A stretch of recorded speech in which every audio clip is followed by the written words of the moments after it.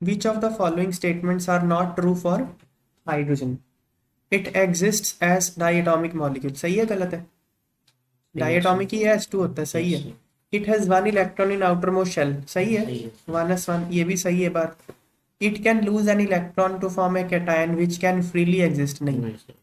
H plus जो है वो कभी भी फ्रीली एग्जिस्ट नहीं कर सकता क्योंकि वो बहुत छोटा है, चार्ज डेंसिटी बहुत हाई है, तो इसलिए वो आसपास जो भी इलेक्ट्रॉन क्लाउड होता है उसको डिस्टॉर्ट करके उसके साथ एसोसिएट हो जाता है। जैसे हम H प्लस को वाटर में रखेंगे तो H3O प्लस रहता है वो, तो गलत है थर्ड स्टेटमेंट तो नॉट ट्रू। और नॉट ट्रू टिक करना था, नॉट ट्रू टिक करना था, थर्ड आंसर आ गया।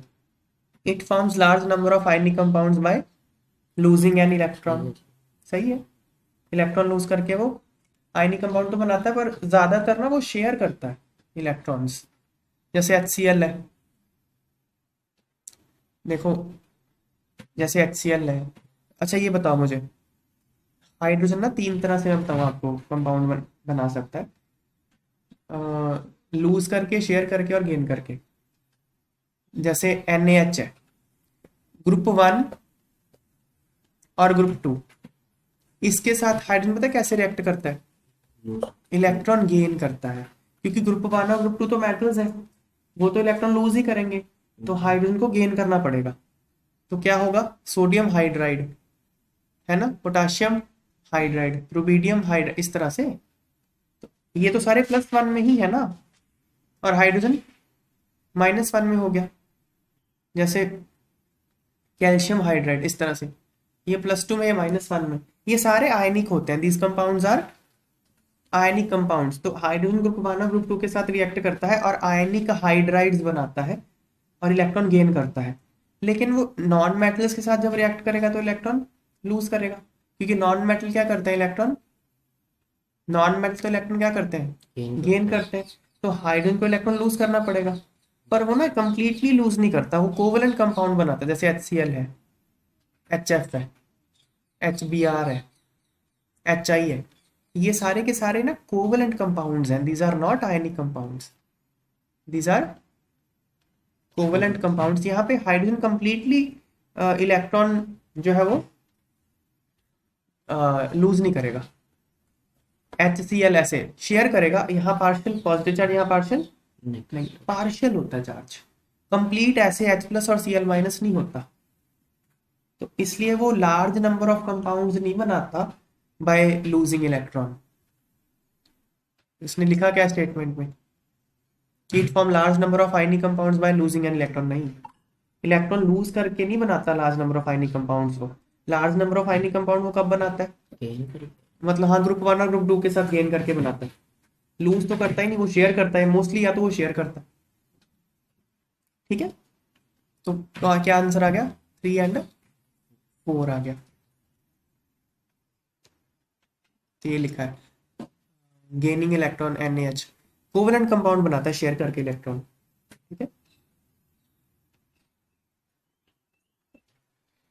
तो हम आगे देखेंगे भी कि why H plus making H plus is very difficult, क्योंकि उसकी आयोनाइजेशन एनर्जी बहुत हाई है, इसलिए वो पॉजिटिव कैटायन नहीं बनाता, मतलब एनायन फिर भी बना लेता है। Next, hydrogen generally form covalent compound, give reason. Hydrogen generally क्या बनाता है? कोवलेंट कंपाउंड बनाता है। ऐसा क्यों है? देखो, अगर आयनिक कंपाउंड बनाएगा तो क्या होगा? या तो वो H माइनस बनाएगा या H प्लस। देखो आपको रीजन बताता हूँ, ये H है, आयनिक कंपाउंड बनाने के उसके पास दो रास्ते हैं, या तो H माइनस बना ले या H प्लस बना ले। H माइनस में एनर्जी क्या होती है? रिलीज होती है ना, होगी ना रिलीज, इलेक्ट्रॉन गेन इंथैल्पी है ये। इलेक्ट्रॉन गेन इंथैल्पी क्या होती है? नेगेटिव होती है, रिलीज होती है एनर्जी। तो कौन से कंपाउंड यूनि नेगेटिव आयन बनाना पसंद करते हैं? जिनकी electron gain enthalpy highly negative हो ना। लेकिन हाइड्रोजन की electron gain enthalpy highly negative नहीं होती, इसलिए H नेगेटिव बनाने की इसकी बहुत हाई टेंडेंसी नहीं होती। H प्लस में क्या होगा? आयोनाइजेशन एनर्जी, आयोनाइजेशन एनर्जी क्या होती है? पॉजिटिव होती है। H हाइड्रोजन की आयोनाइजेशन एनर्जी बहुत ज्यादा हाई है, तो अगर आयोनाइजेशन एनर्जी इसकी बहुत ज्यादा हाई है तो ये H प्लस बनना नहीं चाहेगा। तो दोनों में कोई इसको बहुत ज्यादा इंसेंटिव है नहीं बनने का, यहाँ बहुत ज्यादा एनर्जी कंज्यूम हो रही है, यहाँ कोई बहुत ज्यादा एनर्जी रिलीज नहीं हो रही, तो H प्लस और H माइनस दोनों ही नहीं बनना चाहेगा वो, तो क्या बनना चाहता है, शेयर करके कोवलेंट कंपाउंड ही बनाना चाहता है, ये रीजन है। Why is ionization enthalpy of hydrogen higher than that of sodium? देखो आयोनाइजेशन एनर्जी का ट्रेंड क्या है, hydrogen, lithium, sodium, potassium, rubidium, caesium, down the group electron becomes farther away from nucleus, hence it is easier to remove, so ionization energy decreases down the group, ये तो हम बात जानते ही हैं, है ना। तो ग्रुप 1 में यही ट्रेंड फॉलो होता है। तो to ionize a hydrogen atom an electron is to be removed from first shell, to ionize a sodium atom electron third shell से रिमूव करना है। तो nuclear pull experienced by an electron is in first shell is much more than that experienced by electron in third shell। तो nuclear पुल कहाँ ज्यादा feel होता है, first shell में, थर्ड शेल में कम फील होता है, तो फर्स्ट शेल से निकालना मुश्किल है, इसलिए आयोनाइजेशन एनर्जी ज्यादा है। तो सिंपल बात है, डाउन द ग्रुप यहाँ पे कम होती है आयोनाइजेशन एनर्जी। अगला, atomic hydrogen combines with almost all elements but molecular hydrogen does not। ये कह रहा है कि H जो है वो रिएक्टिव बहुत ज्यादा है, वो ऑलमोस्ट हर एलिमेंट के साथ कंबाइन कर जाता है, पर H2 नहीं करता। भाई क्यों नहीं करता H2 रिएक्ट, क्योंकि ऑलरेडी वो स्टेबल हो चुका है और उसको बॉन्ड को तोड़ने में बहुत ज्यादा एनर्जी चाहिए। देखो H2 जब रिएक्ट करेगा, तो ऐसे तो है नहीं H2 रिएक्ट करेगा, पहले बॉन्ड टूटेगा, फिर ही आगे रिएक्शन होगी, और H का बॉन्ड तोड़ना बहुत मुश्किल है, उसकी बॉन्ड एनर्जी बहुत ज्यादा हाई है।